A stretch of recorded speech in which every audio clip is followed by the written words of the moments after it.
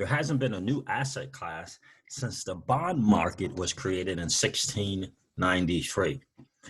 Well, now there's a new asset class, and it is the digital asset space. The question is, are you participating? Hey, what's going on, guys? It's the Crypto Siege with another day in the life, in the crazy life that is the digital asset space. Good morning. Happy Wednesday to you. Wow. I covered this from Leonidas on last night's stream. And the more and more I thought about it, I realized that this is really a significant moment in time, I believe.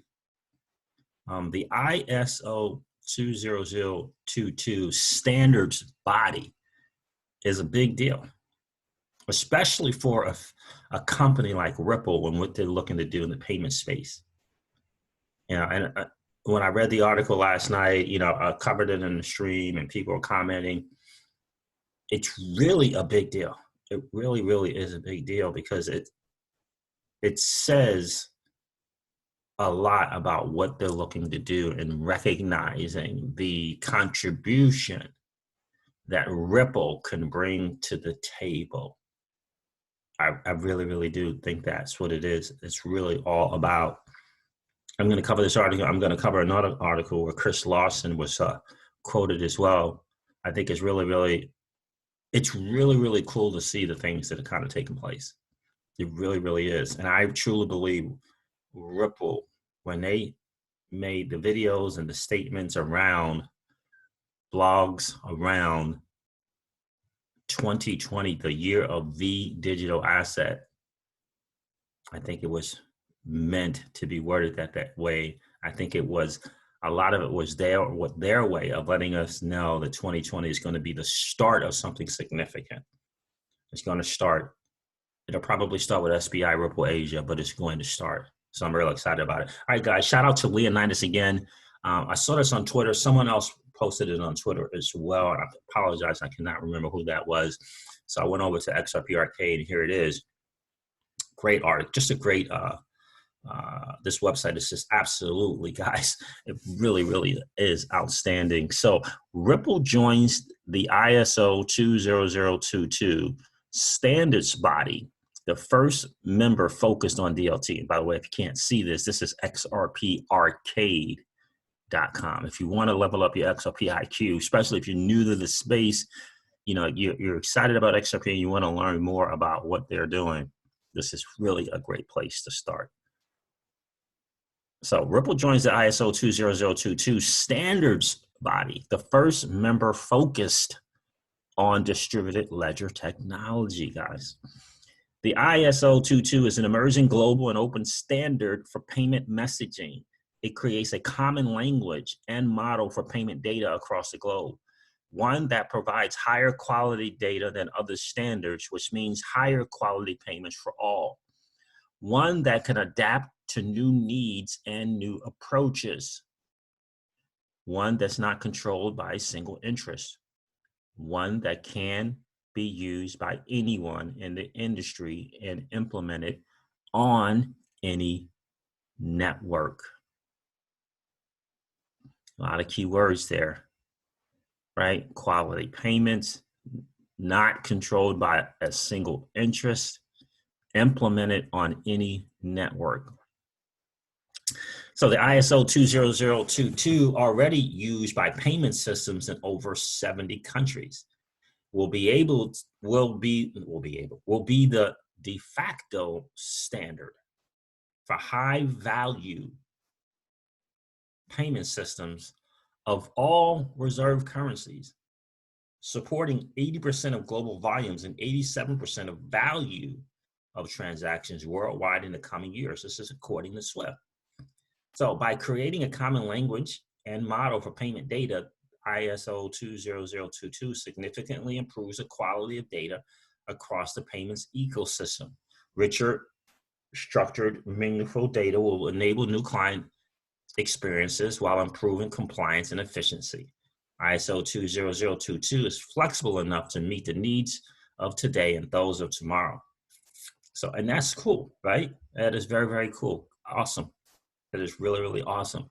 I think what's most important is the thing I mentioned in the beginning, not controlled by a single interest, implemented on any network, and quality payments, right? So we all know about Ripple's products and what they offer. We all know about Xcurrent, right? We all know what it does. We certainly know what Ripple brings to the table in terms of messaging and settlement. We know it, right? So here's the thing that's most important.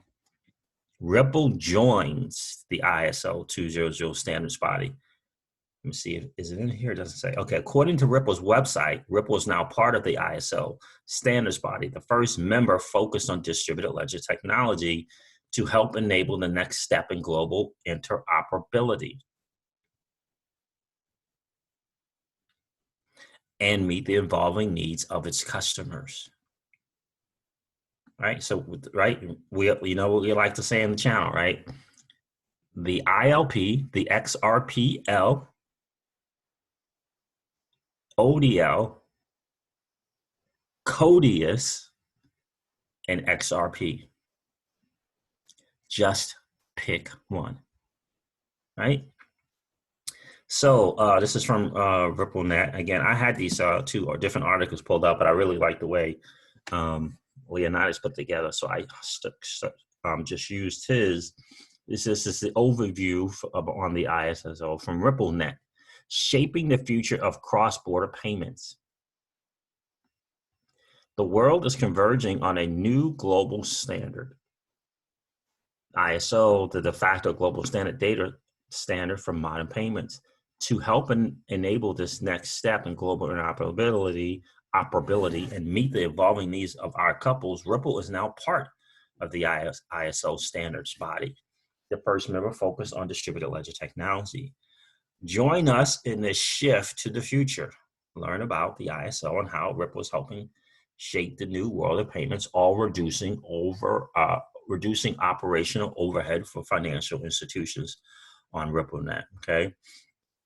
And according to a one-pager on Ripple's website, through RippleNet and its ISO membership, customers are now able to help define the future direction of cross-border payments, access a network of global financial institutions governed by rules and functional standards, functional standards, leverage software to enable fast, transparent, and seamless cross-border payments,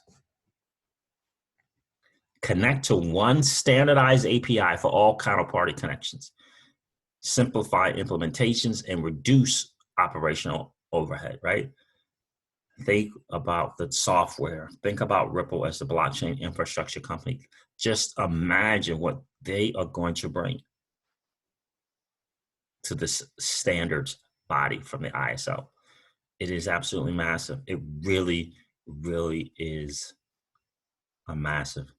It's a big deal because, again, Ripple is the one. Ripple is the one with the, an infrastructure, with the software available to completely transform what's happened in Swift, whatever Swift has. We all know that. And I'm going to read something that you guys don't realize about this particular announcement. So, shaping the future of cross-border payments. Cross-border payments aren't ready for the future. This is on Ripple, right? Is this their one-pager? Let me check the one-pager that I had, because I actually got the one-pager. Yeah, that is the one-pager. Cross-border payments aren't ready for the future. Global payment standards are fragmented, resulting in closed networks, unstructured data, and opaque payments that require manual intervention and ultimately a poor payments experience. They're addressing the issues with the Swift network. The world is converging, on a new global standard, ISO 20022, the de facto global data standard for modern payments. Again, this is more from the one-pager, to help enable the next step in global interoperability and meet the evolving needs of our customers. Ripple is now part of the ISO. I read that already, standards body. So he took some different parts of the one pager. He put it in kind of the front, and then he put the whole thing here as well. The first member focused on the DLT. Already adopted in 70 countries. Yeah, already read that as well. Yeah, and I read that as well. So this is a great quote here from SBI. It is our duty to continuously search for superior technological solutions to deliver ever improved remittance services for our customers. With the steady rise of remittance flows, we see Ripple helping us open up new revenue potential and a better overall experience for our customers. This is from Mr. Nobuo Ando, Representative Director at SBI Remit.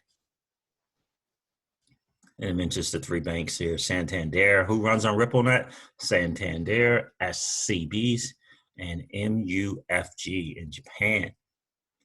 So Leonidas goes on here to write, indeed, RippleNet is now one of the members of the Registration Management Group, according to the ISO 20022 website.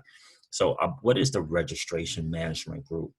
The ISO 20022 Registration Management Group is made of senior industry experts. Senior industry experts nominated by registered member entities. So to get onto this standards body, you have to be nominated by the people already there. Registered member entities. So you got to get nominated to get to this board. The Registration Management Group was created in 2004 and had its first meeting in January of 2005. The RMG is the highest ISO registration body. It supervises the overall registration process and reports to the ISO TC68 SC9.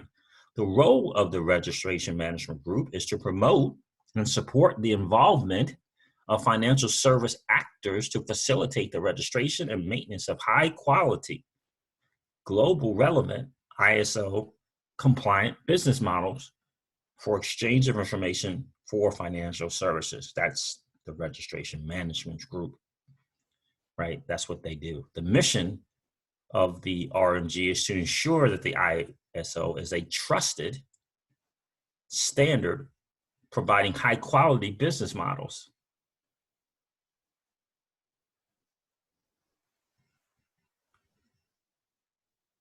For exchange of information for financial services. The RMG defines the scope of the SEGs, necessary SEGs, approved business justifications for new messages, and allocates them to one or more SEGs. The RMG also acts as a court of appeal in case of conflicts between the RA, the TSG, and the SEGs, and the organizations that want to develop the ISO messages. Members of the RMG, Registration Management Group, include, and it's got a bunch of names on here. They got Swift is on part of the management group, Visa International, the Bank of England, and, well, let me read this, European Central Bank, the ECB, and RippleNet. And I went to that management thing and checked that out as well. And there it is. RippleNet is on there. So, yeah, there it is down there. So, very, very cool. And Marcus Treacher will be on this particular body, standards body. Jeremy Light from Ripple, and Anthony Ralphs. A really, really, really cool and I think significant thing. I really, really do. So shout out to Ripple on the standards body. Certainly these people, since they were nominated, recognize what Ripple has to bring to the board. And again, the only DLT, if you will, representation, the only DLT fintech company or fintech company providing DLT services to this particular standards body. Really, really a big deal. It really, really is. So RippleNet is being represented by Marcus Treacher, Senior Vice President for Customer Success, Jeremy Light, who's the Vice President of EU Strategic Accounts, and Anthony Rouse, who's a Product Manager. Very, very good deal. Nice job, Leonidas. Again, I believe this to be a really big deal. Let's check out Chris Larson. Shout out to the Daily Huddle. They like to do things about XRP and then do subtle slights. So anyway, Ripple co-founder is quoted as saying, Bitcoin is a perfect storm of technology, but XRP is superior. Ripple co-founder Chris Larson says Bitcoin sparked a movement that will have a profound impact on the world of finance. In a new interview on Ripple's Blockstars podcast, oh, okay, so Chris is on there. Larson talks about the early days of cryptocurrency and says Bitcoin's birth in the aftermath of the 2008 financial crisis was perfect timing. Yeah, I think the thing with Bitcoin was it was the right technology hitting at the right economic time. That's really what I think was the breakout moment. Bitcoin had the perfect storm of a fundamentally new technology, decentralized, which was something that other projects couldn't do or didn't do. Larson also talks about the early days of Ripple and the XRP ledger. He says XRP was designed to be a better Bitcoin. I remember David Schwartz saying the same thing. And David Schwartz actually saying they took a look at Bitcoin, recognized the weaknesses, and decided to put out a better product with a primary focus on energy efficiency. Before there was a company, the idea was, can you build a better Bitcoin? I think we were all fascinated by Bitcoin, but it had problems. And I think the biggest problem that the people that were attracted to the XRP project was Bitcoin was, wait a minute, excuse me, okay. Were attracted to the XRP project thought was Bitcoin just uses enormous amounts of electricity. That can't be sustainable. That can't be a sustainable long-term model. Goodness gracious, can't read this morning. I do believe there's going to be a core group of digital assets that will be successful, a core group. I think Bitcoin will be one of them. So they recognize the weaknesses, and one of them obviously was the energy that it took to run the Bitcoin blockchain. And one of the things they looked to do, besides so many other things they did, was make a product, a digital asset that was energy efficient. Brilliant move, great decision, right? The subject of Bitcoin's energy consumption is a hotly debated topic in the crypto community. In June of last year, CoinShares released a report showing 75% of Bitcoin's mining is powered by renewable energy, down from 77.8% in 2018. However, the amount of energy used by the leading cryptocurrency per year is roughly on par with the total yearly consumption in Finland, according to Cambridge Bitcoin Electricity Consumption Index. I didn't know there was a Cambridge Bitcoin Electricity Consumption Index, but now we know. Larson says his vision for the end game of digital assets is an open system that allows anyone in the world to send money in an instant with extremely low fees. Here is another quote from him. An internet of value is going to be an open, decentralized system with accessibility to all. If you listen to Bill and Melinda Gates Foundation, they have calculated those 2 billion people in the developing world, 2 billion, need to be able to send value as little as 50 cents in a way that's economical. And in today's world, that's just not possible. So that's a good write up there from the Daily Huddle and Chris Larson. Guys, make sure, I already went there, but make sure you guys go check out Blockstar, just the way it's spelled, block and then star. And David Schwartz's podcast, right? He's doing this thing for Ripple over there. I listened to the first one for about 5-7 minutes. It was Catherine Coley. And it looks like David Schwartz has got it kind of and fun little side gig. It looked like he's doing pretty good so far. So guys, all right, guys, listen, I'm going to wrap up this video like I do all my videos and remind you of this. Old money doesn't want you to win. They don't want us to win. They would rather us remain a cog in their perpetual wheel of trading our time for dollars. They don't want us to play in the same playground that they play in, where we allow our money to work for us. This is our chance to win, guys. The digital asset space is our chance to win. We are in the midst of the greatest transfer of wealth in the history of man. Are you participating, or are you standing on the sidelines? Here's what I do know, that the battle for you has already been fought, and the victory is yours. Go get it. I'll talk to you soon, guys. See ya. Bye.